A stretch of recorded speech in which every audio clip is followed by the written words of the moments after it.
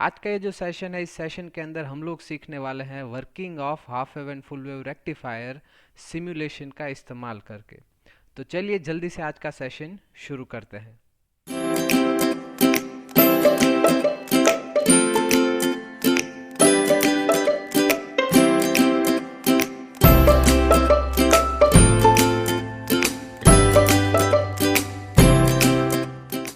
दोस्तों, ये जो रेक्टिफायर है इसका काम क्या होता है?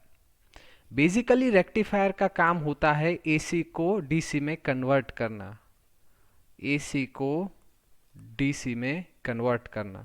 अब इसको समझने से पहले सबसे पहले ये समझना हमारे लिए बहुत ज़रूरी है कि एसी किसको कहा जाता है और डीसी किसको कहा जाता है। ये समझने के लिए हम एक सर्किट का एग्जाम्पल लेंगे। मान लीजिए ये हमारी एक सर्किट है आर रेजिस्टेंस की, और इस सर्किट में से फ्लो होने वाले करंट का हम लोग यहाँ पर ग्राफ प्लॉट करेंगे आई वर्सेस टी का। अभी मान लीजिए इसमें से 1 एम्पियर का करंट फ्लो कर रहा है इस डायरेक्शन में, तो हमने यहाँ पर 1 एम्पियर प्लॉट कर दिया। अब वो बढ़ के 4 एम्पियर हो गया तो हमने वो प्लॉट किया। अब वो 8 एम्पियर हो गया, हमने 8 एम्पियर प्लॉट किया। फिर से 4 एम्पियर हुआ, वो प्लॉट किया। 1 एम्पियर हुआ, वो प्लॉट किया। और अब उसमें से जो करंट फ्लो हो रहा है उसकी डायरेक्शन उल्टी हो गई। करंट फ्लो की डायरेक्शन है वो जिस डायरेक्शन में थी उससे उल्टी डायरेक्शन में करंट का फ्लो हो गया। फिर से करंट है वो 148 जैसे फ्लो होता है। तो यदि इन सबको हम जोड़ दे तो हमको कुछ इस किस्म का वेव फॉर्म है ये मिलता है। तो आपको ये याद रखना है कि जब भी करंट का डायरेक्शन है वो बदलता है, करंट का डायरेक्शन अल्टरनेट करता है, वो बदलता है, उसको अल्टरनेटिंग क्वांटिटी या अल्टरनेटिंग करंट है वो बोला जाता है। अब दूसरा किस्सा ले लेते हैं कि ये एक और सर्किट है हमारा आर रेजिस्टेंस का। इसमें से भी 1 एम्पियर का करंट फ्लो कर रहा है इस डायरेक्शन में, तो हमने यहाँ पर प्लॉट कर दिया। अब वो 4 एम्पियर का हो गया, अब वो 8 एम्पियर का हो गया, फिर से 4 एम्पियर का हो गया, फिर से 1 एम्पियर का हो गया, फिर से वो इंक्रीज होके 4 एम्पियर हो गया, फिर से 8 एम्पियर, 4 एम्पियर, 1 एम्पियर। तो यहाँ पर आप देखिए तो ये जो करंट है वो कुछ इस तरीके से बदल रहा है, ऐसे। मगर आप देखिए कि यहाँ पर जो करंट बदल रहा है उस करंट की डायरेक्शन एक ही है, उसकी डायरेक्शन रिवर्स नहीं हो रही है। समझिएगा, इसकी डायरेक्शन रिवर्स नहीं हो रही है। इसका मतलब ये है कि करंट एक ही डायरेक्शन में फ्लो कर रहा है, बस उसका मैग्नीट्यूड है वो ज़्यादा या कम हो रहा है। तो जब ऐसा करंट है कि जिसकी डायरेक्शन नहीं बदलती, जिसकी दिशा नहीं बदलती, उसको डायरेक्ट करंट कहा जाता है।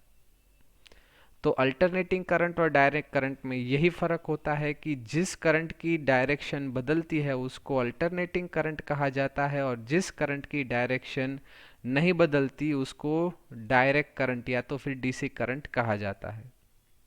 अब ये जो रेक्टिफायर है वो अल्टरनेटिंग क्वांटिटी को डायरेक्ट क्वांटिटी में कन्वर्ट करता है, एसी को डीसी में कन्वर्ट करता है। ये काम हो गया इस रेक्टिफायर का। ये जो रेक्टिफायर है उसके दो टाइप है, half wave rectifier and full wave rectifier. यदि आपको इस रेक्टिफायर का फुल क्लासिफिकेशन देखना है तो उसके लिए मैंने एक सेपरेट वीडियो बनाकर रखा है और उसका लिंक मैंने नीचे डिस्क्रिप्शन बॉक्स में दे रखा है। यहाँ पर अभी हम लोग सिर्फ इन दोनों ही सेक्शन की चर्चा करेंगे, half wave and full wave rectifier. तो चलिए सीखते हैं half wave and full wave rectifier. सबसे पहले हाफ वेव रेक्टिफायर। ये सर्किट है हमारा हाफ वेव रेक्टिफायर का। हम लोगों ने पहले देखा था कि भाई हमारा जो सप्लाई वोल्टेज है वो एसी है, मतलब कि वो ऐसे अल्टरनेट करता रहता है। जब सप्लाई का पॉजिटिव हाफ साइकिल है तब ये टर्मिनल प्लस होता है, ये माइनस होता है, मतलब कि यहाँ पर डायोड के अक्रॉस ये प्लस आता है और ये माइनस आता है। लेकिन जब सप्लाई का नेगेटिव साइकिल होता है तब ये पोलारिटी जो है वो रिवर्स हो जाती है, और उसी को बोलते हैं डायरेक्शन बदलना। तो ये प्लस हो गया और ये माइनस हो गया। इस कंडीशन में डायोड के अक्रॉस यहाँ पर माइनस आता है और यहाँ पर प्लस आता है। तो आप देखिए कि एक कंडीशन में डायोड की पोलैरिटी जो है उससे दूसरी कंडीशन में डायोड की पोलैरिटी रिवर्स हो जाती है। इसका मतलब ये हुआ कि एक बार डायोड फॉरवर्ड बायस में काम करता है और एक बार डायोड रिवर्स बायस में काम करता है। तो अब जो मैं आपको बताने जा रहा हूँ वो एक सिंपल ट्रिक है कि आपको कैसे पता चलेगा कि आपका जो डायोड है वो फॉरवर्ड बायस कंडीशन में है या फिर रिवर्स बायस कंडीशन में है। तो फॉरवर्ड बायस कंडीशन में आपका डायोड है वो पता लगाने का एक सिंपल तरीका है। आप सब लोगों को ये पता होगा कि भाई जो एंड्रॉयड की फाइल होती है वो डॉट एपीके फाइल होती है, सबको पता है राइट। तो ये जो एंड्रॉयड की डॉट एपीके फाइल होती है हमको बस ये एपीके याद रखना है। एपीके, ए बोले तो एनोड, के बोले तो कैथोड। अब ये एपीके का मतलब क्या होता है समझते हैं। ये हमारा डायोड, अब ये एपीके का मतलब मैं समझाता हूं। एपीके का मतलब है anode is positive with respect to cathode. ये इस एपीके का मतलब है, anode is positive with respect to cathode. मतलब कि इस कैथोड के मुकाबले हमारा जो एनोड है वो पॉजिटिव होना चाहिए। एक छोटा सा एग्जांपल लेके मैं आपको क्लियर कर देता हूँ। यदि यहाँ पर 0 वोल्ट है और यहाँ पर 10 वोल्ट है तो 0 से ये पॉजिटिव हुआ, तो इसको, इस कंडीशन को, डायोड को फॉरवर्ड बायस बोलते हैं। मान लीजिए कि यहाँ पर 10 वोल्ट है और हमारा जो एनोड है वो 12 वोल्ट पर है, तो अभी भी एनोड जो है वो कैथोड के रिस्पेक्ट में पॉजिटिव है, तो ये डायोड फॉरवर्ड बायस बनेगा। अभी हमारा कैथोड है वो 15 वोल्ट पर है और हमारा एनोड जो है वो 10 वोल्ट पर है, तो ये कम वोल्टेज है, ये ज़्यादा वोल्टेज है, मतलब कि इसके मुकाबले ये नेगेटिव हुआ, 5 कम हुआ। तो अभी हमारा एनोड है वो कैथोड के रिस्पेक्ट में पॉजिटिव नहीं है, वो नेगेटिव है। तो इस कंडीशन को डायोड रिवर्स बायस कंडीशन में है ऐसा बोला जाता है। ये कंसेप्ट मैंने आपको इसलिए बताया है क्योंकि हाफ वेव और फुल वेव रेक्टिफायर समझने के लिए ये हमारा एक फंडामेंटल कंसेप्ट है। तो आपको हमेशा याद रखना है एपीके, एंड्रॉयड की फाइल एपीके होती है बस। एक और छोटा सा तरीका मैं आपको शॉर्ट ट्रिक दिखाता हूँ कि डायोड में करंट है वो हमेशा एक ही डायरेक्शन में फ्लो होता है और वो होती है एनोड टू कैथोड। ये एक सिंपल ट्रिक है याद रखने का कि मान लीजिए कि ये एक दरवाज़ा है, आप यदि एनोड से कैथोड जाते हैं तो ये दरवाज़ा है वो यहाँ पर खुल सकता है क्योंकि पीछे कुछ नहीं है। मगर कैथोड टू एनोड जा रहे तो ये दरवाज़ा नहीं खुलेगा। क्यों? क्योंकि यहाँ पर पीछे ये ट्राइंगल है, तो ये दरवाज़ा नहीं खुल पाएगा और बंद दरवाज़ा है तो करंट फ्लो नहीं कर पाएगा। तो ये बस एक सिंपल ट्रिक है कि भाई cathode to anode current flow नहीं हो सकता, करंट हमेशा एनोड टू कैथोड ही फ्लो होता है।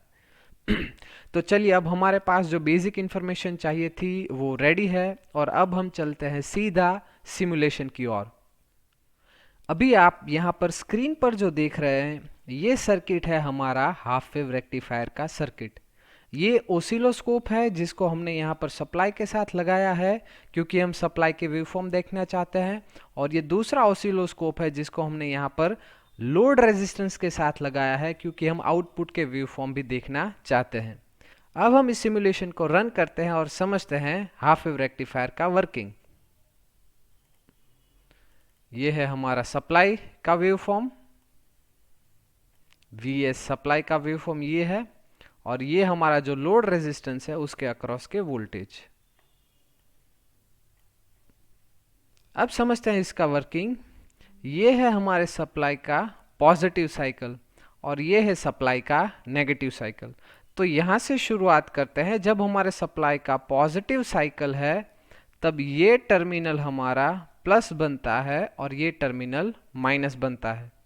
जब ये प्लस है इसका मतलब कि यहाँ पर प्लस आएगा और यहाँ पर माइनस आएगा। तो आपको क्या करना है, याद करना है ए पी के। क्या यहाँ पर एनोड कैथोड से पॉजिटिव है? यस है। इसका मतलब कि भाई यहाँ से करंट इस डायरेक्शन में फ्लो हो पाएगा। तो ये डायोड फॉरवर्ड बायस बनता है और जब भी सप्लाई का पॉजिटिव हाफ साइकिल है, करंट यहाँ से इस डायरेक्शन में फ्लो करना शुरू करता है। इसका मतलब ये हुआ कि जो भी सप्लाई के वोल्टेज है वो सारे के सारे हमारे लोड को मिलते हैं, और इसीलिए जब सप्लाई का पॉजिटिव हाफ साइकिल है तब वही पॉजिटिव हाफ साइकिल हमको आउटपुट में मिलता है। यहाँ पर हम लोग लिख देते हैं V इन और यहाँ पर लिख देते हैं V आउट। अब हम बात करते हैं जब सप्लाई का नेगेटिव हाफ साइकिल है। सप्लाई का नेगेटिव हाफ साइकिल है, इसका मतलब ये होता है कि भाई जो हमारे पोलैरिटी है, जो हमारे सप्लाई की पोलैरिटी है वो रिवर्स हो जाती है। तो अब ये हमारा पॉजिटिव टर्मिनल बनेगा और ये नेगेटिव बनेगा। जब ये पॉजिटिव और नेगेटिव बनता है तो यहाँ पर नेगेटिव आता है और यहाँ पर पॉजिटिव आता है, और करंट है वो इस डायरेक्शन में फ्लो करने की कोशिश करता है। मगर जब ऐसा होता है तब आप देखिए, याद कीजिए इस एपीके को, anode is positive with respect to cathode. क्या हमारा एनोड इस कैथोड से पॉजिटिव है? नहीं है। इसका मतलब ये हुआ कि ये जो डायोड है ये रिवर्स बायस कंडीशन में हो जाएगा और करंट का फ्लो नहीं होने देगा। मतलब कि ये एक ओपन स्विच की तरह बिहेव करेगा। मतलब कि हमारा जो सप्लाई है वो हमारे आउटपुट को नहीं मिल पाएगा, और इसी वजह से आप देख सकते हैं कि जब हमारे सप्लाई का नेगेटिव हाफ साइकिल है उस कंडीशन में हमारा जो आउटपुट है वो 0 वोल्ट है। फिर से जब पोलैरिटी रिवर्स हो जाती है तो उस कंडीशन में ये प्लस ये माइनस, और वापस डायोड है वो फॉरवर्ड बायस कंडीशन में आ जाता है, और वापस हमको यहाँ के जो वेवफॉर्म है वो आउटपुट में मिलते हैं। आप यहाँ पर देख सकते हैं कि यहाँ पर जो हमारा सप्लाई है वो अल्टरनेटिंग सप्लाई है, प्लस माइनस उसकी डायरेक्शन यहाँ पर पॉजिटिव है, यहाँ पर नेगेटिव है, तो उसकी डायरेक्शन बदल रही है। मगर यहाँ पर हमको जो आउटपुट मिल रहा है उसकी डायरेक्शन कंटिन्यूअस एक ही है। मतलब कि ये हमारी एसी क्वांटिटी हुई और ये हमारी डीसी क्वांटिटी हुई, और ये जो हमारा हाफ वेव रेक्टिफायर है वो एसी टू डीसी के अंदर कन्वर्जन कर रहा है। तो ये हो गया वर्किंग हाफ वेव रेक्टिफायर का।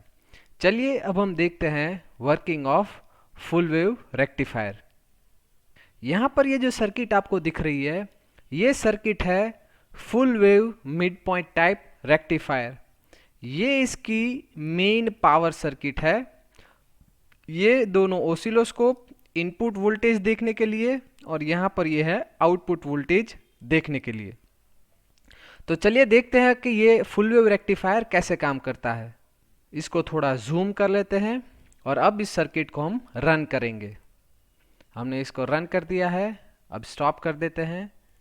ये है हमारा सप्लाई वोल्टेज का वेवफॉर्म और ये है हमारा आउटपुट वोल्टेज का वेवफॉर्म। चलिए तो शुरू करते हैं। जब हमारे सप्लाई का पॉजिटिव हाफ साइकिल है, इसका मतलब ये हुआ कि ये टर्मिनल हमारा प्लस होगा और ये टर्मिनल हमारा माइनस होगा। यहाँ पर प्लस आएगा, यहाँ पर माइनस आएगा। ये जो चीज़ आपको यहाँ पर दिख रही है ये है एक मिड पॉइंट टाइप ट्रांसफॉर्मर। अब ये ट्रांसफॉर्मर क्या करता है ये आपको डिटेल में समझना है, ये कैसे काम करता है ये आपको डिटेल में समझना है, तो उसका मैंने एक सेपरेट वीडियो बना कर रखा है। हमारे चैनल के पेज पर जाइए और वहाँ पर आप वर्किंग ऑफ ट्रांसफॉर्मर लिखिए तो आपको वो वीडियो मिल जाएगा। यहाँ पर ये क्या करेगा, ये हमारा प्राइमरी साइड है और ये दोनों हमारे सेकेंडरी साइड है। प्राइमरी साइड से जो सप्लाई मिलेगा वो सेकेंडरी साइड ट्रांसफर होगा, लेकिन इन दोनों वाइंडिंग्स के अंदर वो हमको ट्रांसफर होके मिलेगा। इसको थोड़ा इरेज कर देते हैं। जब यहाँ पर प्लस माइनस आ रहा है तब यहाँ पर भी हमको प्लस और माइनस यही वोल्टेज इन दोनों वाइंडिंग के अंदर हमको रिफ्लेक्ट होकर मिलेंगे। लेकिन आप देखिए कि ये जो पॉइंट है इन दोनों का, इसको हमने कॉमन करके ग्राउंड कर दिया है। मतलब कि यहाँ की पोलैरिटी और यहाँ की पोलैरिटी सेम हो जाएगी। इसका मतलब ये हुआ कि ये प्लस बनेगा, ये ज़ीरो बनेगा और ये माइनस बनेगा। तो ये एक सिंपल लॉजिक आप अपने दिमाग में रखिएगा। तो ये प्लस हो गया, ये ज़ीरो हो गया और ये माइनस हो गया। जब यहाँ पर ये सप्लाई का पॉजिटिव हाफ साइकिल है, यहाँ पर क्या होगा ये देखते हैं। ये प्लस है और ये ज़ीरो है, इसका मतलब कि यहाँ पर प्लस आएगा, यहाँ पर ज़ीरो आएगा। यहाँ पर माइनस है तो यहाँ पर माइनस आएगा, यहाँ पर ज़ीरो है तो यहाँ पर ज़ीरो आएगा। अब फिर से हम देखते हैं हमारी सिंपल टेक्निक क्या है, ए पी के। क्या एनोड पॉजिटिव है कैथोड से? यस है। ये डायोड हमारा फॉरवर्ड बायस होगा और करंट यहाँ से फ्लो करके यहाँ पर जाएगा। अब आप यहाँ पर देखिए, ये एनोड है और ये कैथोड है, ये नेगेटिव है और ये ज़ीरो है। तो क्या यहाँ पर हमारे इस एपीके के अकॉर्डिंग एनोड कैथोड से पॉजिटिव है? नहीं है। हमारा जो एनोड है वो कैथोड से नेगेटिव है। इसका मतलब ये हुआ कि ये जो हमारा डायोड है वो रिवर्स बायस में होगा। तो जब सप्लाई का पॉजिटिव हाफ साइकिल है तो हमारा करंट यहाँ से ऐसे जाएगा, डायोड से होकर यहाँ पर आएगा और वापस यहाँ पर चला जाएगा। तो कुछ इस तरीके से करंट का फ्लो होगा। तो ये जो पॉजिटिव हाफ साइकिल है उसी के अकॉर्डिंग इसको यदि हम A और इसको यदि हम B बोल दे तो करंट का फ्लो है वो A टू B हो रहा है। तो जैसे सप्लाई का वेवफॉर्म है वैसा ही वेवफॉर्म यहाँ पर हम लोगों ने ट्रांसफर कर दिया है। तो ये आउटपुट में हमको वोल्टेज मिलेंगे। अब जब सप्लाई का नेगेटिव हाफ साइकिल है तब समझते हैं। जब सप्लाई का नेगेटिव हाफ साइकिल है तब ये प्लस बनेगा और ये माइनस बनेगा। दैट मीन्स कि ये प्लस ये माइनस। इसका मतलब ये हुआ कि अब ये प्लस बनेगा, ये ज़ीरो बनेगा और ये माइनस बनेगा। तो चलिए देखते हैं। ये माइनस आ गया यहाँ पर, ये ज़ीरो आ गया यहाँ पर, ये ज़ीरो आ गया यहाँ पर और ये प्लस आ गया यहाँ पर। तो डायोड D1 जो है हमारा, ये माइनस है और प्लस है। तो हमारे एपीके के अकॉर्डिंग देखे तो क्या ये डायोड फॉरवर्ड बायस में होगा? नहीं, ये डायोड हमारा रिवर्स बायस में होगा। क्यों? क्योंकि ये ज़्यादा पॉजिटिव है इससे, तो करंट इस डायरेक्शन में घूमने की कोशिश करेगा और इसीलिए ये डायोड हमारा रिवर्स बायस हो जाएगा। तो इसमें से करंट का फ्लो नहीं हो पाएगा। अब यहाँ पर देखते हैं, ये हमारा पॉजिटिव है और ये नेगेटिव है। तो क्या इस एपीके के अकॉर्डिंग ये डायोड फॉरवर्ड बायस बनेगा? जी हाँ, ये फॉरवर्ड बायस बनेगा और इसीलिए करंट यहाँ से फ्लो हो पाएगा। तो इस कंडीशन में करंट का फ्लो हमको यहाँ से ऐसे मिलेगा। दैट मीन्स करंट यहाँ पे भी अल्टीमेटली A टू B की डायरेक्शन में ही फ्लो कर रहा है और इसीलिए सप्लाई का भले ही नेगेटिव साइकिल है लेकिन आउटपुट में तो उसकी डायरेक्शन एक ही है और इसीलिए हमने इस आउटपुट में जो करंट है उसका यही डायरेक्शन दिखाया है। अब फिर से जब पोलैरिटी रिवर्स होगी तो ये प्लस बनेगा, ये माइनस बनेगा, यहाँ पर प्लस आ जाएगा, यहाँ पर माइनस आ जाएगा, ये प्लस ज़ीरो और माइनस, और करंट यहाँ पर इस डायरेक्शन में फ्लो होगा। जब सप्लाई का नेगेटिव हाफ साइकिल होगा तब ये प्लस ये माइनस, ये प्लस ज़ीरो और ये माइनस होगा और तब यहाँ से करंट है वो फ्लो होगा। तो सप्लाई का जो पॉजिटिव हाफ साइकिल है उस सप्लाई के पॉजिटिव हाफ साइकिल में डायोड D1 काम करेगा और सप्लाई के नेगेटिव हाफ साइकिल में डायोड D2 काम करेगा। मगर हमारा ये जो लोड है, इस लोड के अक्रॉस तो करंट हमेशा ही A टू B ही फ्लो होगा और इसीलिए आप यहाँ पर देख सकते हैं कि हमारे जो आउटपुट वेवफॉर्म है वो रेक्टिफाइड वेवफॉर्म हमको मिल रहे हैं। यहाँ पर हम लिखे तो ये D1, ये D2, ये D1 और ये D2। तो ये जो फुल वेव रेक्टिफायर का सर्किट है वो कुछ इस तरीके से काम करता है। यदि इसके वर्किंग में अभी भी आपको कोई भी डाउट है तो आप नीचे कमेंट सेक्शन में लिख के मुझसे पूछ सकते हैं। इसी सीरीज के आने वाले वीडियोस के अंदर हम लोग देखने वाले हैं वर्किंग ऑफ ब्रिज रेक्टिफायर और उसके बाद हम लोग देखने वाले हैं कि comparison between half wave rectifier and full wave rectifier, और वो भी सिमुलेशन के साथ। तो जुड़े रहिएगा हमारे इस चैनल के साथ। जब तक आप हमारा अगला वीडियो नहीं देखते तब तक के लिए बाय बाय।